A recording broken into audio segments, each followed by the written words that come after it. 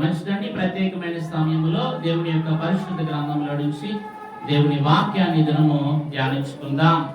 పరిశుద్ధుడైనటువంటి జకర్యా గారు రాసిన జకర్యా గ్రంథము 14వ అధ్యాయము.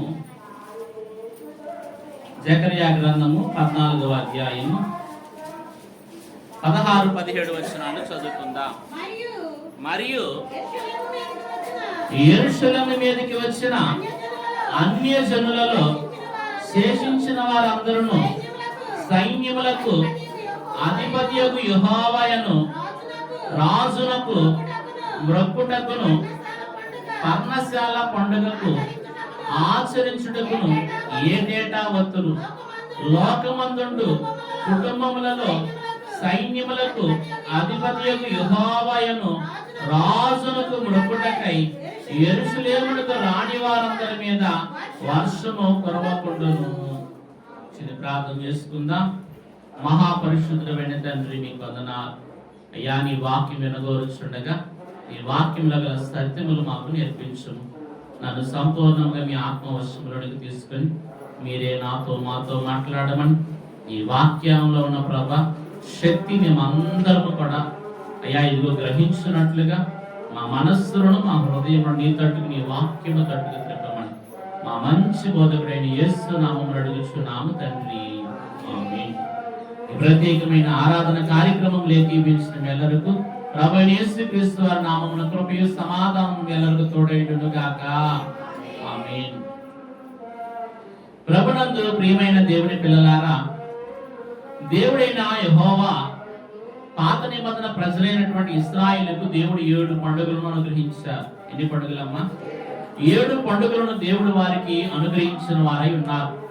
వాటిలో మొట్టమొదటి పండుగ పస్కా పండుగ. ఏమై ఉన్నది? పస్కా పండుగ. అలాగే రెండవదిగా మనం చూస్తే పులిన రొట్టెల పండుగ. ఏమై ఉన్నది? పులిన రొట్టెల పండుగ. అలాగే మనం గమనించినట్లయితే మూడవదిగా ప్రథమ ఫలముల పండుగ. ఏ పండుగ? ప్రథమ ఫలముల పండుగ. అలాగే ప్రియమైన వాళ్ళ నాలుగవది పెంతెకోస్తు పండుగ.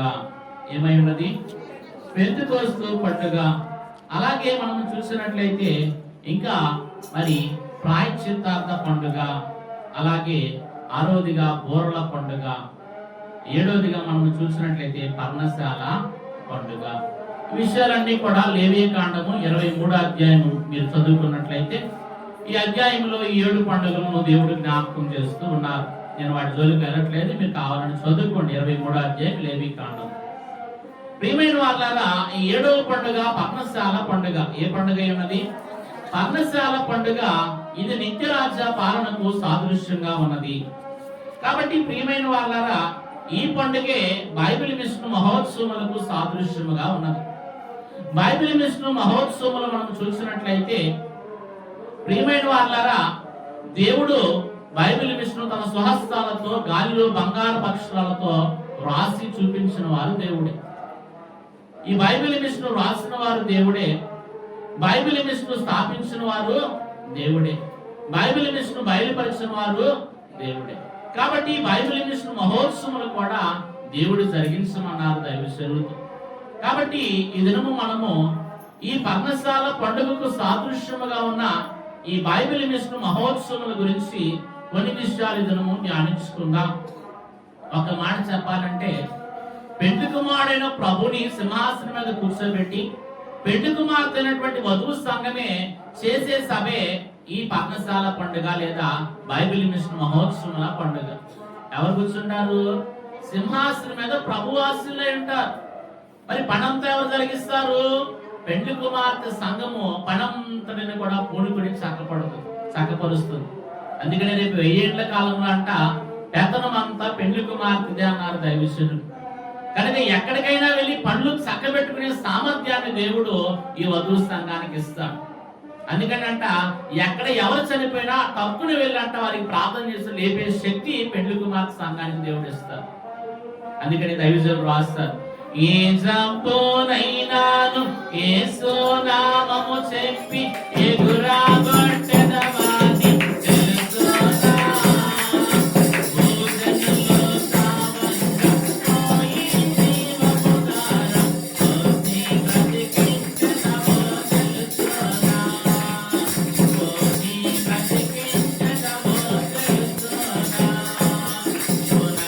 పునరుత్థానమిదియే తెలుసునా. క్రైస్తవ సంగమ ఘనకార్యములు చేయు కాలము వచ్చెను తెలుసునా, క్రీస్తు ప్రభువు నీ ప్రియనామములో కీర్తి పొందునా నీ తెలుసునా, చేడు తోడించుకోవు తెలుసునా, విడుకో విడగొట్టెదవో తెలుసునా. దేవునికి స్తోత్రం. మరణాత. కాబట్టి ఏ జబ్బునైనను యేసునామం చెప్పి ఏం చేస్తంట, ఎగురుగొట్టి వేస్తుంది. ఒకవేళ చనిపోయిన వారు ఉంటే కూడా వారిని లేపగలిగిన శక్తి ఎవరికి ఉంటది?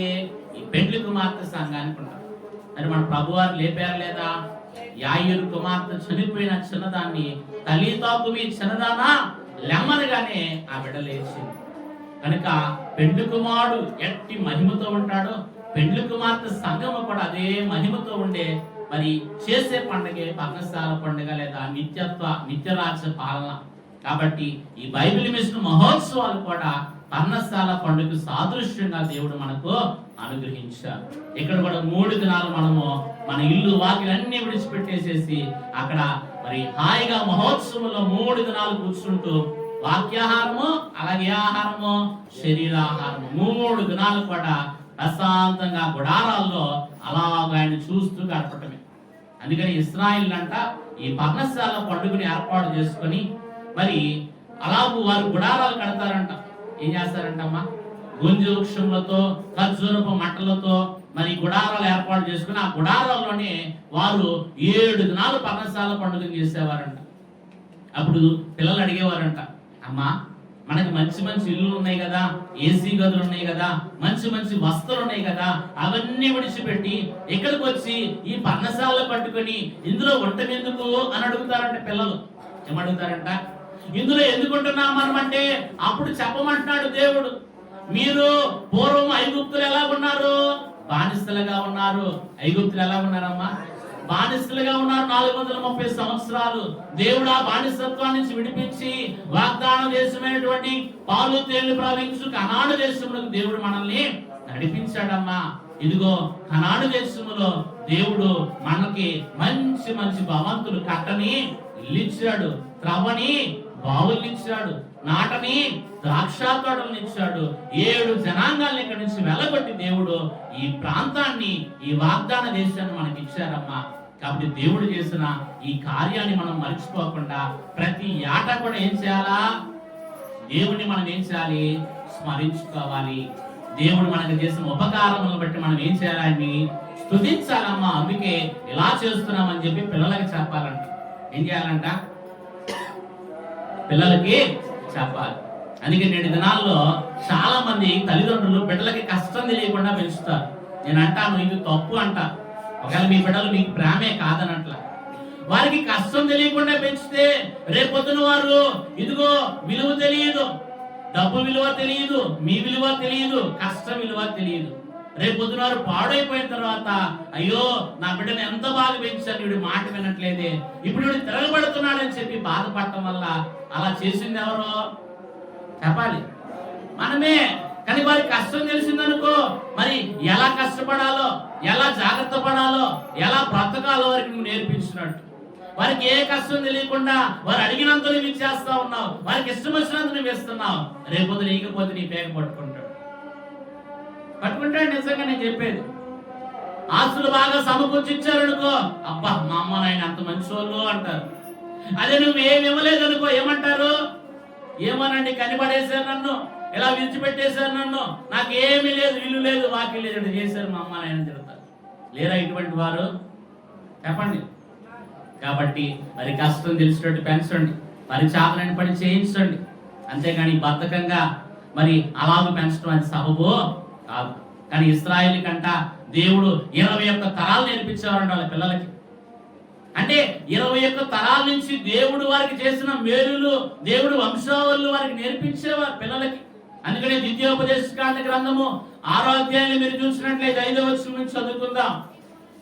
ద్వితీయోపదేశకాండము 6వ అధ్యాయము 5వ వచనం నుంచి, నీ పూర్ణ హృదయముతోను, నీ పూర్ణ ఆత్మతోను, నీ పూర్ణ శక్తితోను నీ దేవుడైన యెహోవాను సేవింపవలెను, ప్రేమింపవలెను.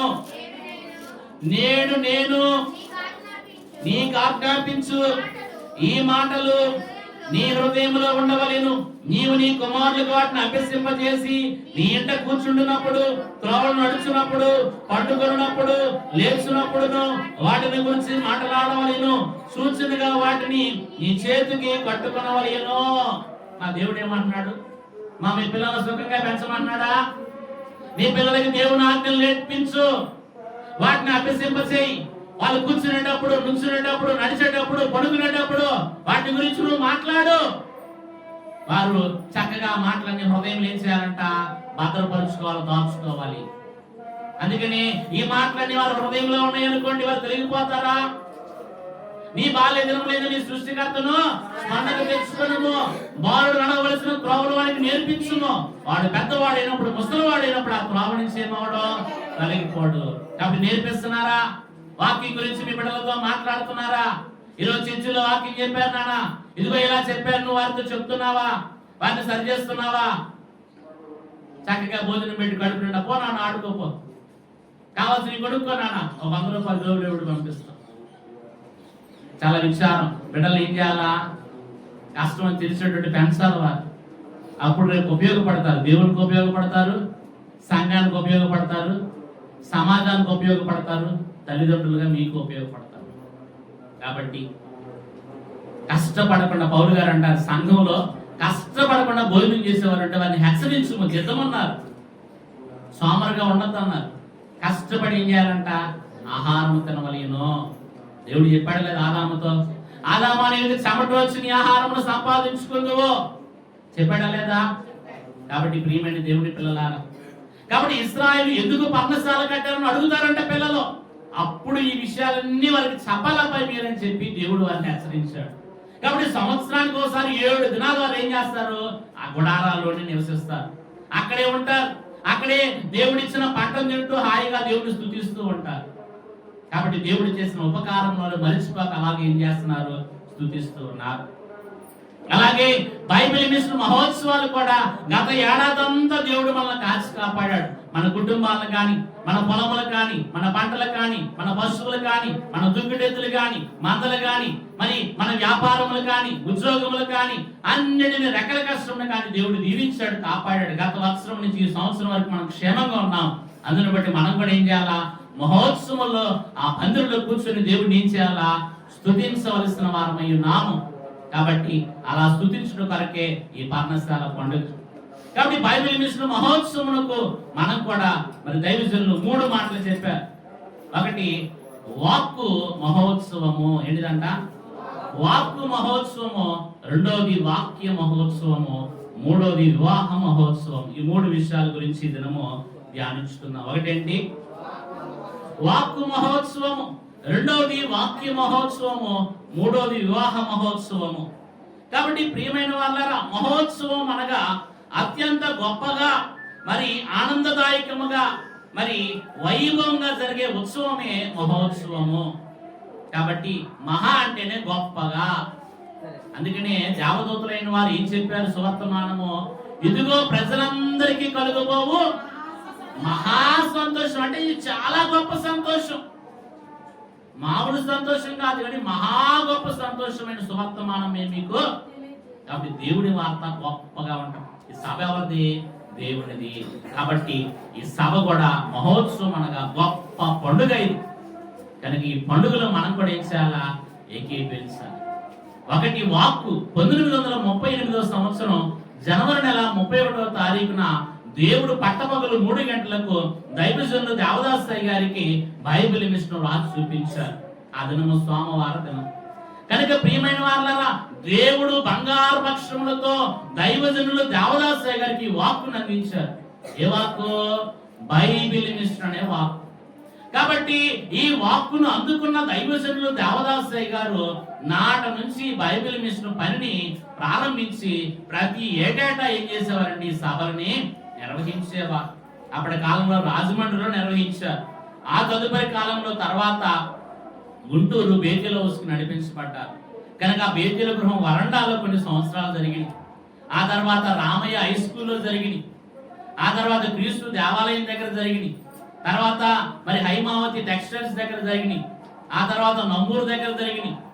అలాగే ఇప్పుడు కాకాని తోట ఎదురున్న సౌదము ఆ స్థలంలో కొన్ని సంవత్సరాలు జరిగింది. చివరికి ఎక్కడికి మార్చబడింది? నాగార్జున యూనివర్సిటీ ఎదుట వేయబడిన విశాలమైన 100 ఎకరాల పందిరిలో ఈ సభలు నిర్వహిస్తున్నారు. చూడండి, దేవుడు తన పనిని అంతకంతకు ఏం చేస్తున్నాడు? వృద్ధి చేస్తూ ఉన్నాడు. గొప్పగా ఈ మహోత్సవాన్ని జరిగిస్తూ ఉన్నారు. కాబట్టి ఈ ఏటా 88వ సంవత్సరం మహోత్సవము. కాబట్టి ఈ మహోత్సవంలో ఎవరు వాక్కిచ్చింది? ఎవరు? దేవుడు. అందుకున్నది ఎవరు? దైవజనులు దేవదాసయ్య గారు. కాబట్టి ఈ మహోత్సవములు ఎవరి వాక్ అంటే దేవుని వాక్కు. ఎవరి వాక్ అంట? అందుకని ఈ సభలో ఎవరి మాట చొప్పున చేస్తున్నారు? దేవుని మాట చొప్పున. యోహాను సువార్తమానము 2వ అధ్యాయం 5వ వచనం మనం చూస్తే, ఆయన మీతో చెప్పునది చేయుడి. దేవుడు దైవజనులకు చెప్పారు. ఆయన ఈ సభల పనిని ప్రారంభించారు. నేటి కాలంలో మరి బైబిల్ మిషన్ నిర్వహిస్తున్న బాధ్యత నిర్వహిస్తున్న బేతేలు గృహవాసుల ద్వారా దేవుడి సభని ఏం చేస్తున్నారు? జరిగించుచు ఉన్నారు. కాబట్టి ఈ సభకు ప్రేమపూర్వకంగా మీ అందరికి కూడా ఏం చేస్తున్నాం? ఆహ్వానం తెలియజేస్తున్నాం. కాబట్టి ఒకటి ఏ మహోత్సవం? వాక్కు మహోత్సవము. కాబట్టి ప్రియమైన దేవుని పిల్లలారా, ఈ మహోత్సవము దేవునిది. దేవుని యొక్క మహోత్సవం ఎలా ఉంటదని మనం వచ్చి చూడాలి. ఏం చేయాలంట? వచ్చి చూడాల. ఉదాహరణకి మన గ్రామంలో ఏదైనా కార్యక్రమం జరుగుతుంది అనుకోండి, ఇక్కడ ఉన్న అభివృద్ధి, ఇక్కడ ఉన్నటువంటి ఏర్పాట్లు ఇవన్నీ చూడాలండి. చుట్టుపక్కల వాళ్ళందరూ వస్తారు. ఇదిగో మా గ్రామం ఎంతగా అభివృద్ధి పొందింది, చూడండి మా గొప్పతనం, చూడండి మా గ్రామం యొక్క మరి గొప్ప స్థితి అని చెప్పి మనం చూపించుకుంటాం. ఎవరన్నా మన ఇంటికి పిలిచేవాళ్ళకి చుట్టాలని ఏం చేస్తాం?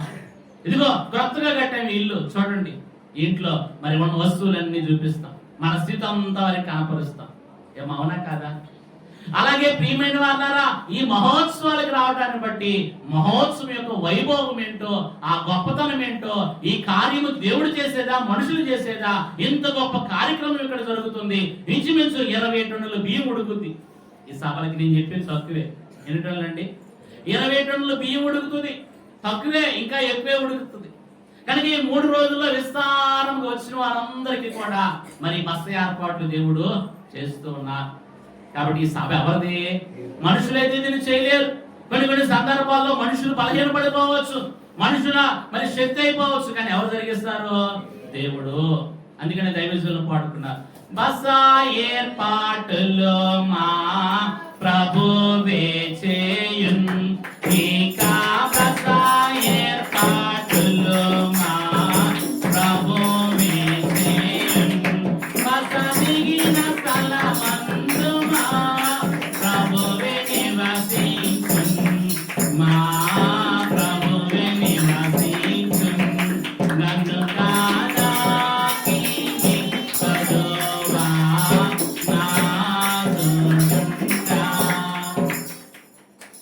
ఏర్పాట్లు ఎవరు నిర్వహిస్తున్నారు? మా ప్రభువే నిర్వహిస్తున్నారు.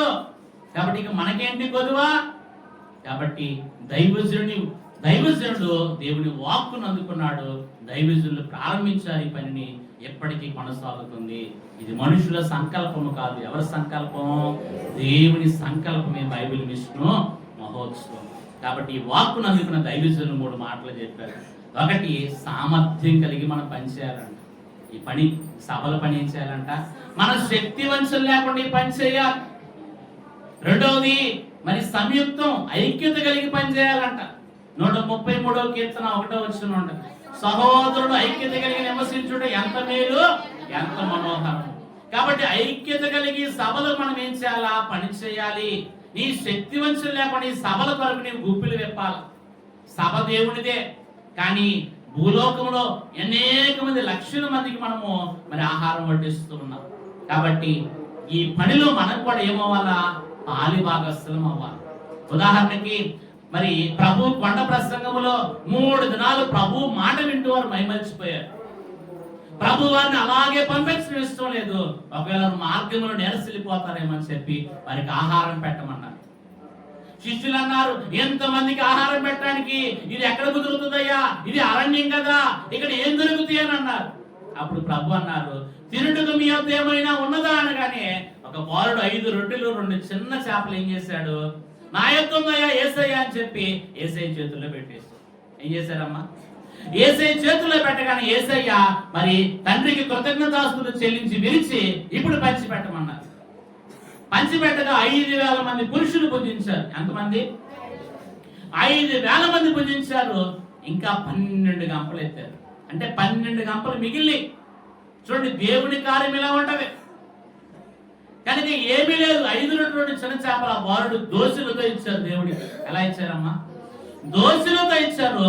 దేవుడు గంపల నిండా ఇచ్చారు ఆ పై. అలాగే మహోత్సవాలకి మీరు దోశలతో ఇస్తే దేవుడు గంపల కొద్ది మీకు ఆశీర్వాదాన్ని ఇస్తారు. కాబట్టి మహోత్సవం ఎవరిదని చెప్పాను? దేవునిది.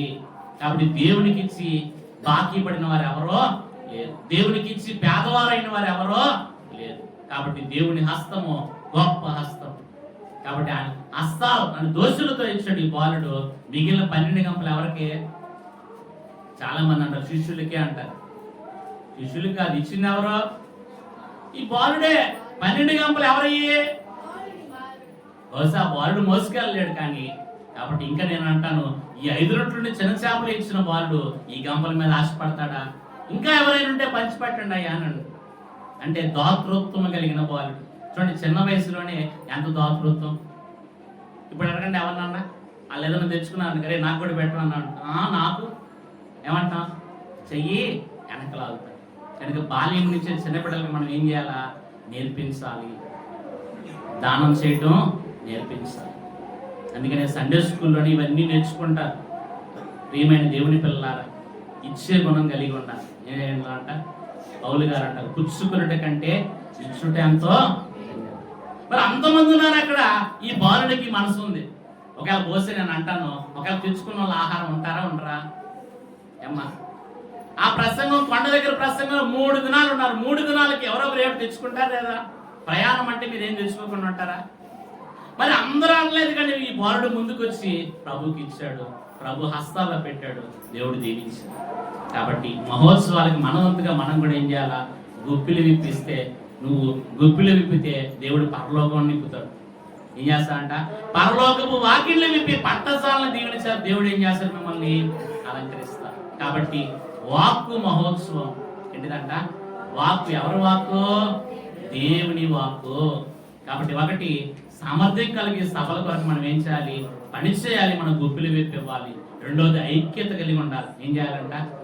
ఐక్యత కలిగి మనం పని చేయాలి. మూడవది మనం చూసినట్లయితే మరి సంబరం అనగా ఇది పండగ, సంతోషం ఉండాలి. పండగలు ఏమంటారమ్మా?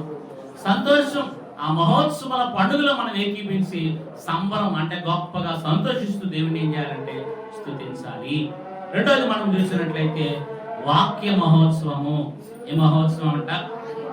వాక్య మహోత్సవం. వాక్యము విరివిగా అక్కడ అందించబడుతుంది. ఇంచుమించు మహోత్సవం ద్వారా 30 ప్రసంగాలు వినిపించబడతాయి. అంటే మరి సంవత్సరానికి సరిపడ బోధలు దేవుడు అనుగ్రహిస్తూ ఉన్నారు. కాబట్టి ప్రియమైన వాళ్ళారా, ఒకటి పరలోకపు బోధ. మరి మీరు ఎప్పుడు వినని క్రొత్త వర్తమానాలు ఇక్కడ అందిస్తారు. అందుకని దైవజనులు అన్నారు, క్రొత్త విషయములు లేనిదే ఈ క్రొత్త విషయం ఎందుకు రావాలను? కాబట్టి ప్రతి ఏటేటా క్రొత్త సంగతులు మీకు మహోత్సవం ద్వారా దేవుడు తెలియజేస్తూ ఉంటాడు. కాబట్టి రక్షణ మహాసంకల్పము. కాబట్టి దేవుడు ఈ రక్షణ మహాసంకల్ప విషయాలు దైవజనుల ద్వారా ఈ లోకానికి అందించారు. అలాగే ప్రకటన, పరమగీత గ్రంథాల వివరాలు మరి ఈ మహోత్సవాలు వినిపించబడుతూ ఉన్నాయి. కాబట్టి ఇంకా అనేకమైన క్రొత్త సంగతులు దేవుడు మనకు వినిపిస్తూ ఉన్నారు. ఏ బోధ అంటే పరలోకపు బోధ. యేసు ప్రభు కూడా బోధ ప్రారంభించినప్పుడు ఆయన మొట్టమొదటి పలికిన మాట ఇదే, పరలోక రాజ్యము సమీపముగా ఉన్నది, మీరు మారు మనస్సు పొందుడి అని ప్రభు బోధించాడు. చూడండి, మత్తయి సువార్తమానము 4వ అధ్యాయం 17వ వచనం మీరు చూసినట్లయితే ఈ మాట కనపడుతుంది. చదువుతారా త్వరగా? అప్పటి నుండి యేసు పరలోక రాజ్యము సమీపించి ఉన్నది కనుక మీరు మారు మనస్సు పొందుడని చెప్పుచు ప్రకటింప మొదలు పెట్టెను. ప్రభు బోధలో మొట్టమొదటి మాట ఏంటి? పరలోక రాజ్యము సమీపించి ఉన్నది కనుక మీరు మారు మనస్సు పొందుడని ఏం చేశాడు? ప్రకటించారు. కాబట్టి పరలోకపు బోధలు నేను చెప్పాను, మొదలే చెప్పాను, వాక్కు ప్రత్యక్షత లేదా వాక్కు మహోత్సవం. ఎవరిది? ఎవరి వాక్కు? దేవుని వాక్కు. కాబట్టి వాక్యం ఎవరిది? దేవుడిది. ఆది యందు వాక్యం ఉండెను, వాక్యము దేవుని యొద్ద ఉండెను, వాక్యమే దేవుడై ఉన్నాడు. కాబట్టి వాక్యం ఎవరిదంటే దేవుడిది. కాబట్టి పరలోకపు వర్తమానములు దేవుడు ఇక్కడ విరివిగా మనకి ఏం చేస్తారు? అందించువారై ఉన్నారు. ఒకటి రాజబోధ. ఏ బోధ అంట? రాజబోధ. రెండవది రక్షణ బోధ. మూడవది రాకడ బోధ. ఈ 3 విషయాలు ఇక్కడ వినిపించబడతాయి. రాజబోధ అంటే పరలోకపు బోధ. అందుకని మీరు ఏర్పాటు చేయబడిన రాజులను, యాచక సమూహమును, దేవుని సొత్తైన ప్రజలను పరిశుద్ధ జనమునై ఉన్నారని పేతురు రాసిన మొదటి పత్రిక 2:9 మనము చూడగలం. కాబట్టి ఇది విరివిగల బోధలు మనకి మహోత్సవంలో దేవుడు ఏం చేస్తున్నాడు? వినిపించువారై ఉన్నారు. కాబట్టి ఈ మహోత్సవం ద్వారా క్రొత్త సంగతులు దేవుడి ప్రపంచంలోకి ఏం చేస్తున్నాడు? తెలియపరుస్తూ ఉన్నారు. కాబట్టి అందుకనే దైవజనులు అన్నారు, మరి ఎక్కడా లేనట్టు హితమైన బోధలంట ఇక్కడే అంటామంటే ఇండియాలోని. చూడండి, 46వ పాటలో మీరు చూసినట్లయితే ఆ చరణం పాడుకుందాం. 46వ కీర్తన మనం చూస్తే, క్రైస్తవ సంగమ ఘనకార్యము చేయి కాలము వచ్చింది.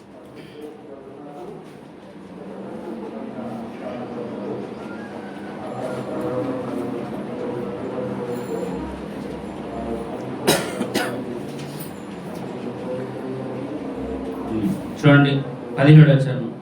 లెక్కతో మించిన స్టీమర్లు, ఓడాలు ఎక్కడికే వచ్చును తెలుసునా? ఎక్కడ లేనట్టి హితమైన బోధలు ఎక్కడే విందువో తెలుసునా? ఇండియాలోని విందువు తెలుసునా? ఇది ఏ ముఖ్యతమో తెలుసునా? క్రైస్తవ సంగమ ఘనకార్యములు చేయి కాలము వచ్చెను తెలుసునా?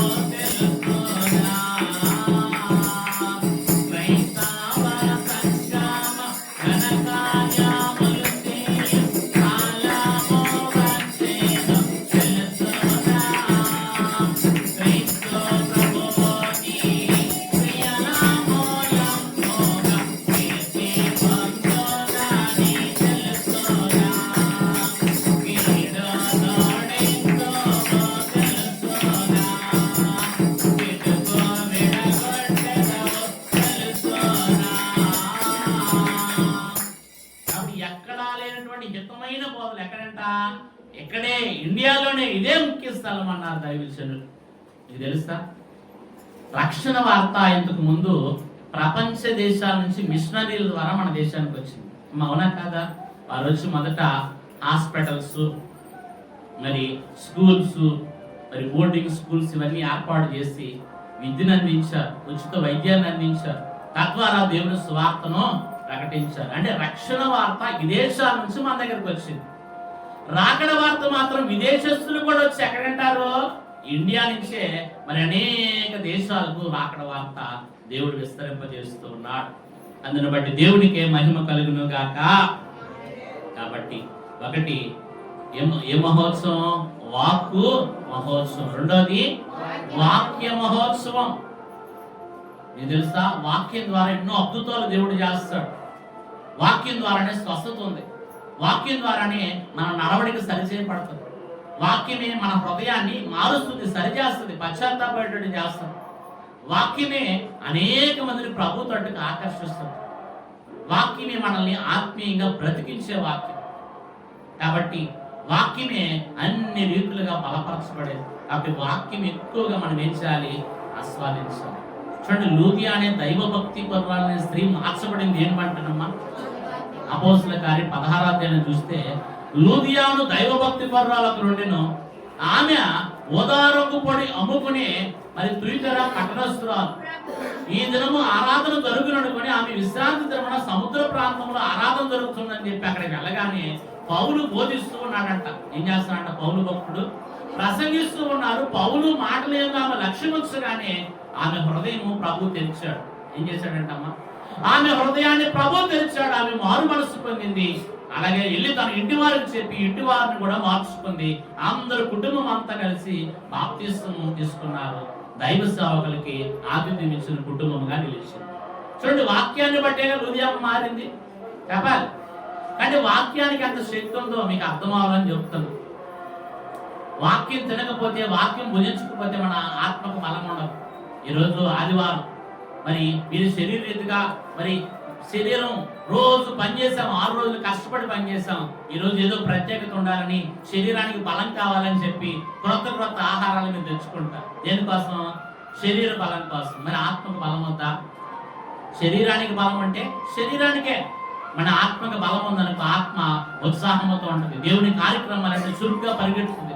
దేవుని విషయాలంటే చురుగ్గా పరిగెడతాం. అన్ని విషయాలు ఆత్మ బలహీనంగా ఉందనుకోండి, వెళ్దాంలే, చూద్దాంలే, ఆరాధన ఇంకా టైం ఉందిగా, పాటలు అయిపోయాక వెళ్దాంలే, ఆరాధన అయిపోయాక వెళ్దాంలే, వాక్యం చివరిలో వెళ్దాంలే, అసలు చివరి ప్రార్థనప్పుడు వెళ్దాంలే.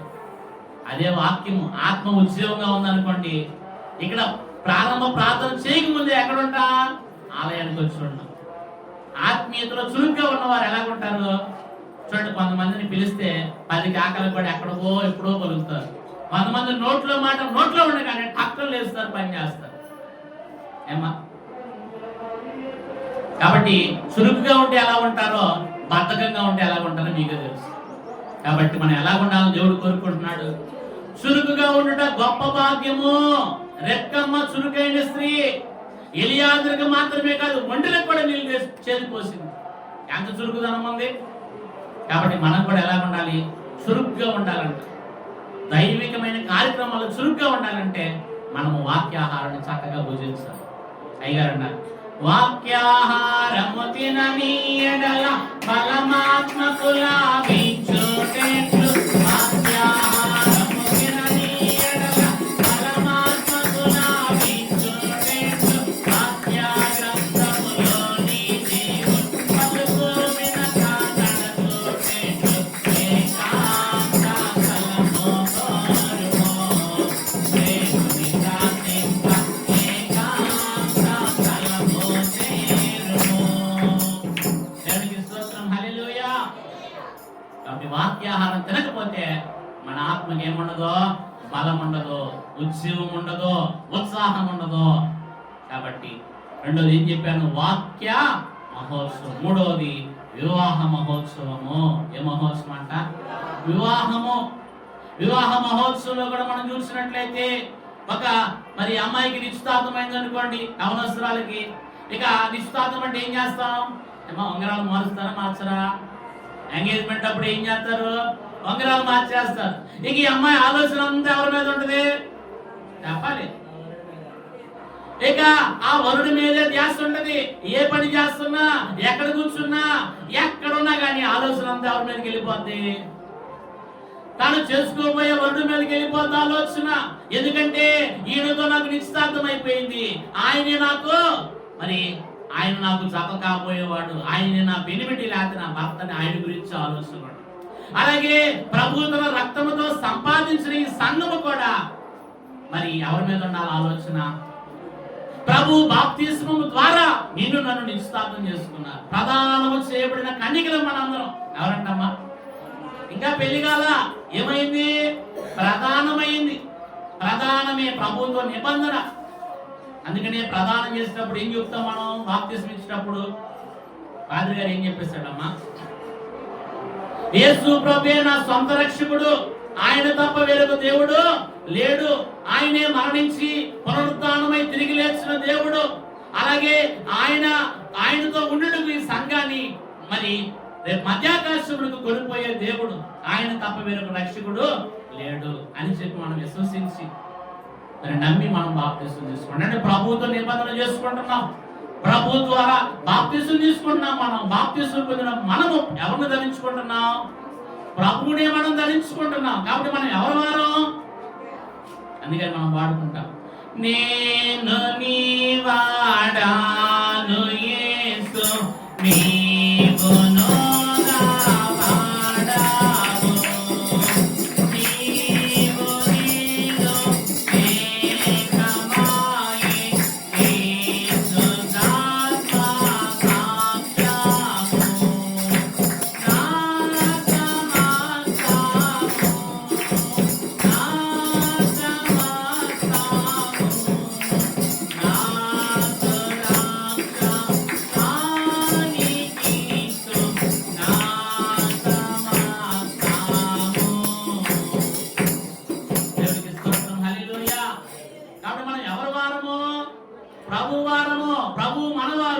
నేను ఆయన వాడను. కాబట్టి బాప్తిస్మము ద్వారా ఇరువురు కూడా ఏమవుతున్నాం? ప్రదానం చేయబడి మనందరం కన్యకులం. కాబట్టి రెండోది మనం చూసినట్లయితే ఏకాత్మ, ప్రభు ఆత్మను మనం కూడా పొందుకోవాలి. నా ఆత్మ లేనివాడు నా వాడు కూడా రోమా పత్రికలో మనం చదువుకుంటున్నాం 8వ అధ్యాయం. ప్రభు ఆత్మ మనం కలిగి ఉండాలి, అవునా కదా? ఏక మనస్సు ఏకాత్మ కలిగి ఉండాలి. ప్రభు మనస్సు నీ మనస్సు ఒకలాగా ఉండాలా? ప్రభు ఆత్మ నీ ఆత్మ ఏకాత్మై ఉండాలి. అందుకనే మేడగదిలో అపోస్తలుల కార్యం 1వ అధ్యాయం 14 వచనం మనం చూస్తే వీరితో పాటు మరియమ్మ 120 మంది ఏక మనసుతో ఏం చేస్తున్నారు? ఎడతెగక ప్రార్థన చేస్తూ ఉన్నారు. వారందరికి ఏ మనసు ఉందంట? ఒక్కటే మనసు ఉంది. ఒక్కటే మనసుతో ఆత్మ కొరకు ప్రార్థన చేస్తున్నారు. పరిశుద్ధ ఆత్మ బలంగా వారందరి మీదకి దిగొచ్చింది. అందరూ కూడా ఆత్మ చేత నింపబడి భాషలతో ఏం చేస్తున్నారు? కాబట్టి ఇప్పుడు చెప్పండి, ప్రభుతో మనకి వివాహం అవ్వాలంటే ప్రభు మనస్సు నీ మనస్సు ఒకటే ఉండాలా?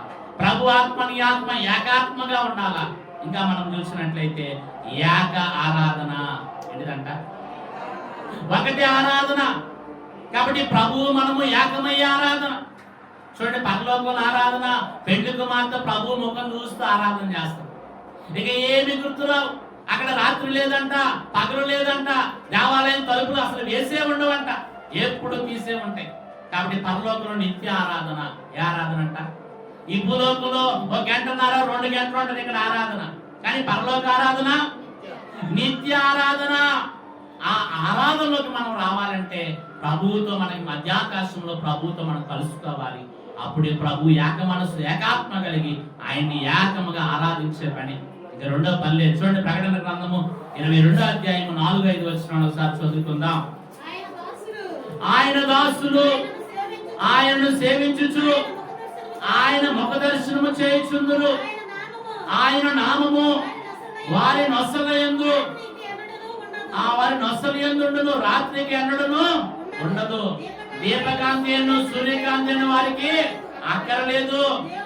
దేవుడైన ప్రభువే వారి మీద ప్రకాశించి. ఇప్పుడు చెప్పండి, ప్రభు మనము ఏకారాధన.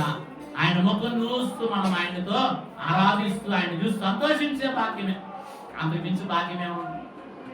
కాబట్టి అందుకనే కీర్తనకారుడు అంటారు, నీతిమంతులు ఆయన ముఖ దర్శనము చేయుచుందురు. ఎలాగుంటారంటమ్మా? ఆయన ముఖ దర్శనం చేస్తూ ఆయనతో హాయిగా గడిపే భాగ్యం. ఇదే వివాహ మహోత్సవము. ఏ మహోత్సవం అంట? కాబట్టి ఈ భూలోక ఆరాధనలో ఏకీభవించలేని వారు రేపు పరలోక ఆరాధన కావాలనుకోవడం అది కుదిరే పని కాదు. ఈ ఆరాధన నిర్లక్ష్య పెడితే ఏ ఆరాధన దొరకదు? నిత్య ఆరాధన మనకి దొరకదు. ఒకవేళ ప్రభు అడుగుతాడు, అమ్మా ఈ సంవత్సరానికి 52 ఆదివారాలు నీవు ఎన్ని ఆరాధనలు వచ్చా? పెళ్లి కుమారుని నీవు ప్రతి ఆరాధన ఆరాధించావా? ఎన్ని ఎగ్గొడుతున్నావు? ఎన్ని ఆరాధనలు ఎగ్గొడుతున్నావు? ఎన్ని ఆరాధనలు మనము దొమ్మ పెట్టేస్తున్నాం. కాబట్టి భూలోక ఆరాధన మరి శ్రద్ధతో మరి ఆశతో ప్రభు మీద ప్రేమతో చేసేవారు రేపు ఎక్కడ ఉంటారో? నిత్య ఆరాధనలో. కాబట్టి ఈ మహోత్సవం ద్వారా దేవుడు యొక్క అనుభవాన్ని మనకి అనుగ్రహిస్తున్నారు. 3 మాటలు చెప్పి, ఒకటేంటి? వాక్కు మహోత్సవము. రెండోది ఏంటి? వాక్య మహోత్సవము. మూడోది ఏంటి? వివాహ మహోత్సవం. కాబట్టి ఈ మహోత్సవాలకు రండి. దేవుని వాక్యే ఈ మహోత్సవం. రెండోది వాక్య మహోత్సవం. సమృద్ధిగా మన హృదయాల నిండా వాక్యం నింపుకోవడానికి మహోత్సవాలకు రండి. మూడవదిగా ఈ భూలోకములో ఈ మహోత్సవాలు జరిగే ఆరాధన రేపు ఎక్కడికి తీసుకెళ్తాం? మనకి నిత్యారాధన, పరలోక మహిమోత్సవము, ఆ గొప్ప నిత్యారాధన అనుభవంలోకి మనల్ని నడిపిస్తుంది. అందుకని మహోత్సవాల పాంప్లెట్ లో ఒక మాట ఉండదు, మహిమ మేఘం ఎక్కుటకై రండి. ఏమని ఉంటదమ్మా? చూడండి, ఈ పాంప్లెట్ చూపిస్తాం. ఏమనుంది చూడండి, దైవ ఆశీర్వాదమును ధారాళముగా అందుకుని మహిమ మేఘములో ప్రభుని ఎదుర్కొనుటకు రండి. స్పష్టంగా రాశారు. కాబట్టి ప్రియమైన వాళ్ళారా, అలాగూ ప్రభుని ఎదుర్కొనే గొప్ప ధన్యత పరిశుద్ధాత్మ తండ్రి మనల్ని అనుగ్రహించును గాక. ఆమేన్. పరిశుద్ధమైన తండ్రి మీకు వందనాలు. చెప్పండి, వాక్యం బిడ్డల హృదయాలు ముద్రించును, నిరంతరంగా ఫలించుటకు సహాయం చేయండి అయ్యా. అయ్యా, నీ వాక్య బైబిల్ విష్ణు కాబట్టి అయ్యా, పరలోకపు వర్తమానం అందించే వాక్యము మహోత్సవము, ఈ మహోత్సవము. అలాగే నాయన ఈ భూలోక ఆరాధన ద్వారా, ఈ మహోత్సవం ద్వారా నిత్యారాధన నాయన మహిమోత్సవం, వివాహోత్సవం మమ్మల్ని సిద్ధపరిచి, ఈ రాజ్యములకు రాకడకు ఆయన మమ్మల్ని సిద్ధపరిచి, మహిమ మేఘములను ఎదుర్కొనడానికి కావాల్సిన సిద్ధపాటు ఈ మహోత్సవం ద్వారా మా అందరికి అనుగ్రహించి దీవించమని, ఎన్న వాక్యం బిడ్డ హృదయాల్లో ముద్రించి ముందు రాత్రులుగా ఫలింపు చేయమని బైబిల్ మిషన్ బయలుపరచును యేసునామమున అడుగుచున్నాము తండ్రి. ఆమేన్. మీ అందరికీ మరణాత మరణాత మరణాత.